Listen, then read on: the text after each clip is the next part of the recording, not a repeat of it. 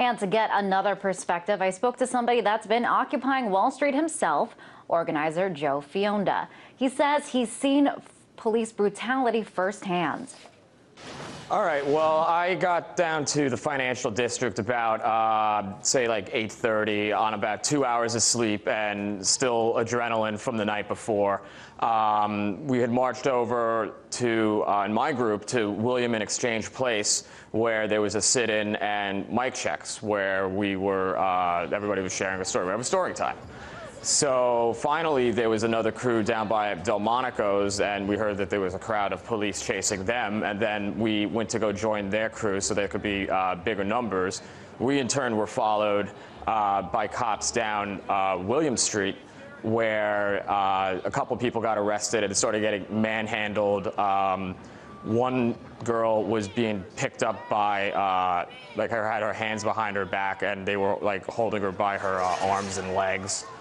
And after that, we all marched down to Broad Street, where we were kettled in. There were police wagons, and they weren't letting us go for a while. We had a big standoff for a good, like, 15 minutes or so.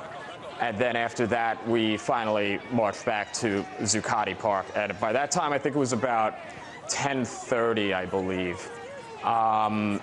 So about 2-3 hours later, we were noticing that the police presence around the park was like steadily multiplying.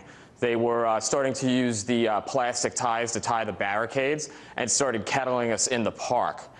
At which point, it was starting to rain. Some people had started to leave to go over to Union Square or other protests, or to go about the rest of their day. Some even went to work on Wall Street, as one of my friends did.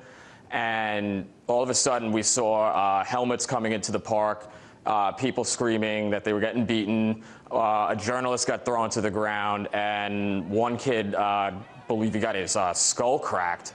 And my person I was with, Austin Toole, who actually had the videotape of the kid with the blood, who I was with, we had to jump over a barricade because the cops had kettled us in, but were swarming the park. It looked like they were just out. And I think we are looking at that. Whatever it was.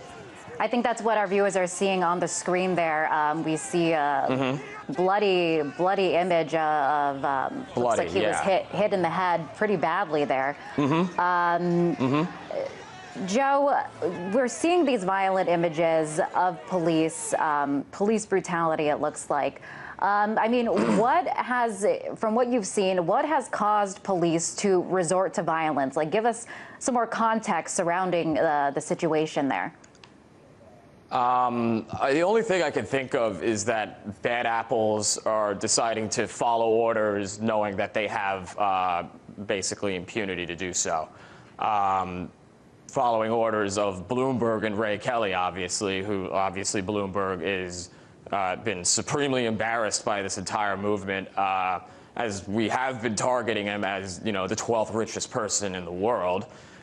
He could be doing a lot to set a standard to help people, but he's failed every single step along of the way, and a number of us, including myself, have called for him to resign. In fact, Manhattan Borough President Scott Stringer said that he likened it to Tiananmen Square.